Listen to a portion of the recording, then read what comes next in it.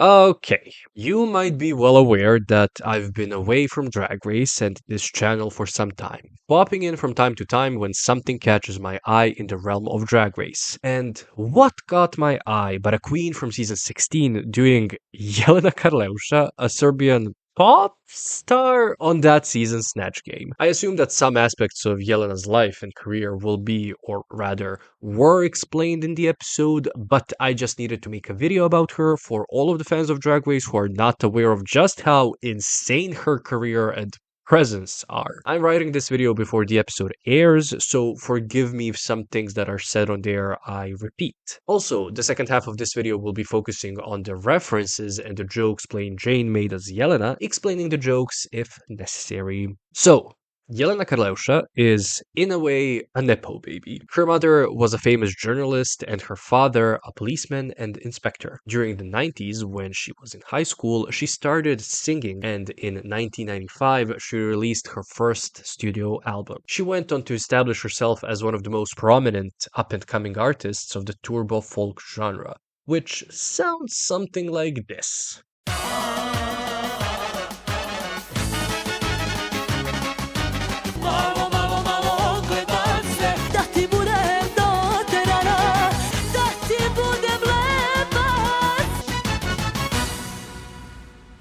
Basically, it's a genre created to be sung at people when they're drunk and drugged out of their minds. That also allows for the wealthier listeners to tip the singers large sums of money. Jelena was notorious for her style, her beauty, and of course, since we are talking about Serbia and Yugoslavia, her boobs! If you're a female singer here below the age of 50, most interviewers will ask you something about your breasts. A lovely country, really. I love living here. It's so fun and so fresh. Also, her style of singing is very nasal, with a strong, often uncontrollable vibrato, a technique, if we can even call it that, that's very present in this genre of music.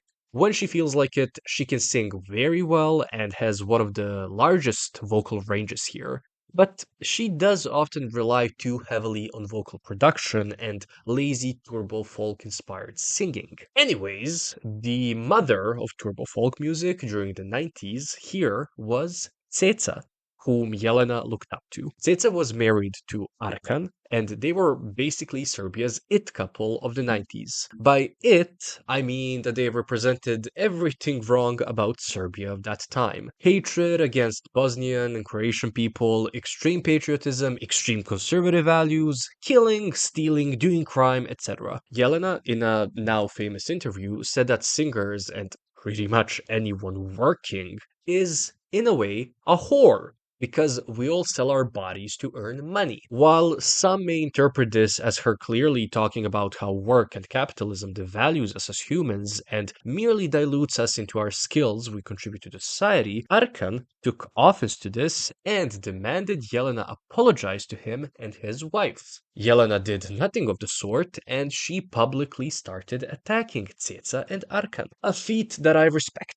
She, to this day, is in a constant war with Ceca and often reminds the public about Ceca's criminal past.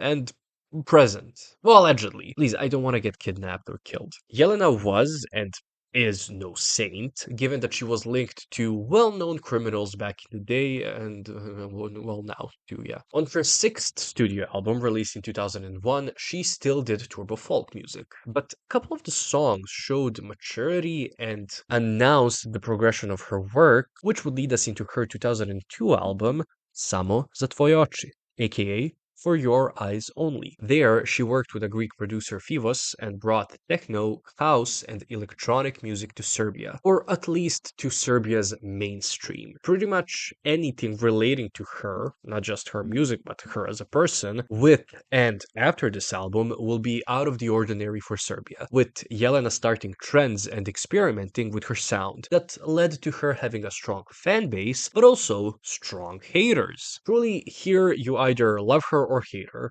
You cannot be indifferent about her. But some people also love her and hate her, me being one of those people. I would equate her to Madonna or Lady Gaga.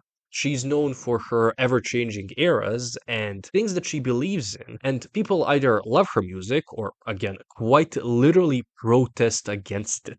Her albums since 2002 have been quite spectacular, with the highlight probably being her EDM masterpiece, Diva, from 2012. The main problem with her music, though, is that about 80% of her songs are just Serbian versions of already existing Bollywood, Middle Eastern, Greek, or other foreign songs. There isn't much originality in melodies, and the songs that her team makes for her are usually her worst songs. She did change this aspect of her music, doing essentially Serbian covers of foreign songs, with her two albums released in 2023, Alpha and Omega. Alpha being an experimental electro, trap, and hip hop inspired album, and Omega an outdated mix of turbo folk and EDM. Similarly to Madonna or Gaga, she also was a strong supporter of women's rights, LGBTQ plus rights in Serbia, as well as veganism, which, based on what you believe in, may seem like normal, not something that needs to be pointed out, but many here in Serbia see her as an insane plastic dumb bitch whore. I said that she was a supporter of women's rights and LGBTQ rights because last year she started aggressively supporting Serbia's president, a well-documented criminal, homophobe, sexist, extreme conservative, radical leader of the right.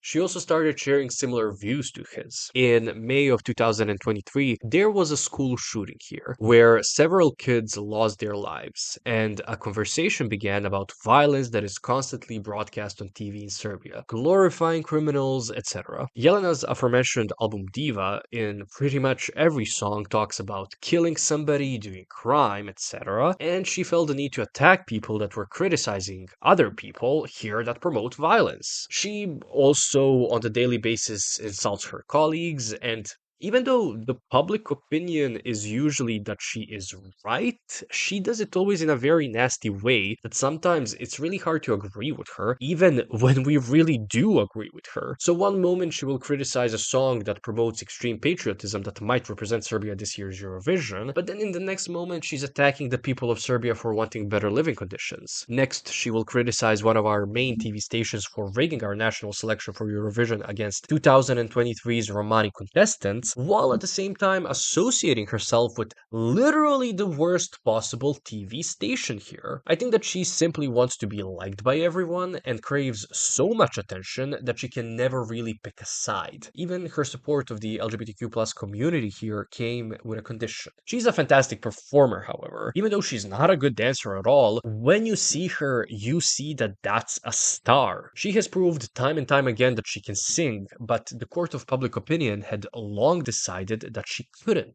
So she's constantly fighting against that. She's very polarizing, but I also think that she's often too harshly criticized for simply being ahead of the norm in Serbia. I genuinely don't believe anyone will ever be able to touch her legacy here or be on the same level of talented and insane. If you want to listen to some of her most palatable songs, and I would even say her best songs, I will leave a playlist in the description and in the pinned comment for you to do so. I would like to hear how foreigners like people outside of Balkan see her music, so if you can, tell me about it in the comments. Now, regarding Plain Jane Snatch Game.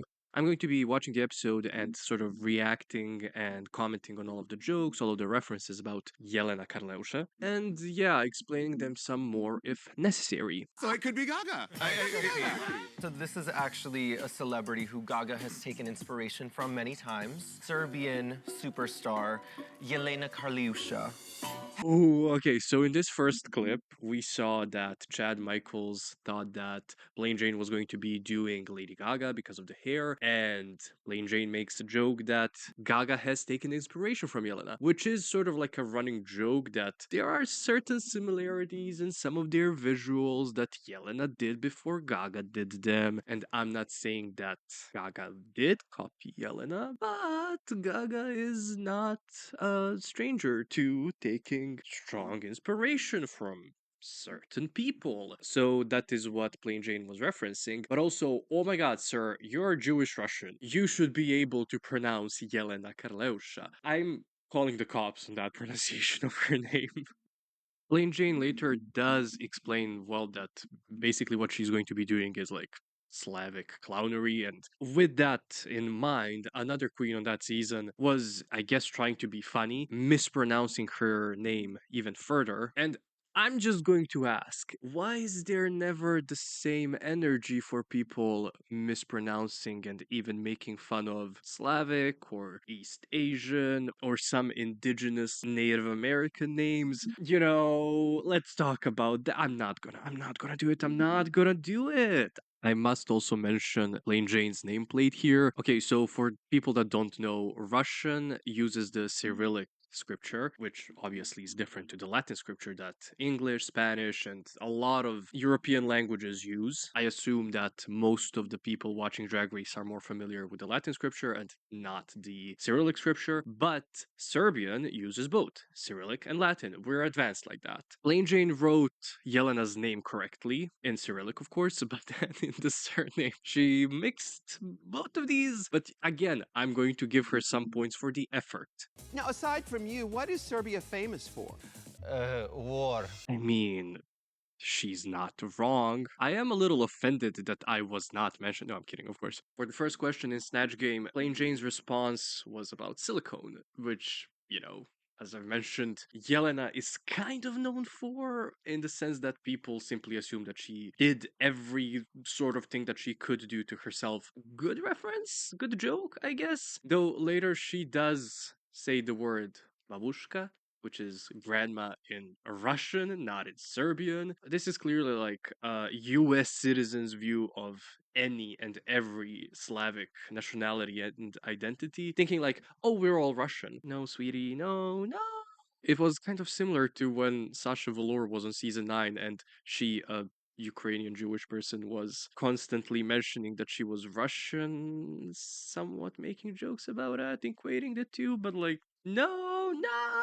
Golden Girls is brand new in Serbia. Okay. While I may not be familiar with if the Golden Girls were ever syndicated here, saying that a show from the 80s is brand new in Serbia 40 years later is showing your American ignorance. And starting this video off, I was on Plain Jane's side because I was like, oh, this might be like some actually good representation. I was wrong. I think it translates to thank you for being comrade. Yes. And also, comrades, really? Like socialism? Like it hasn't been a thing in like at least 4 decades. Well, 3 to 4, depending how you look at it. Disappointing.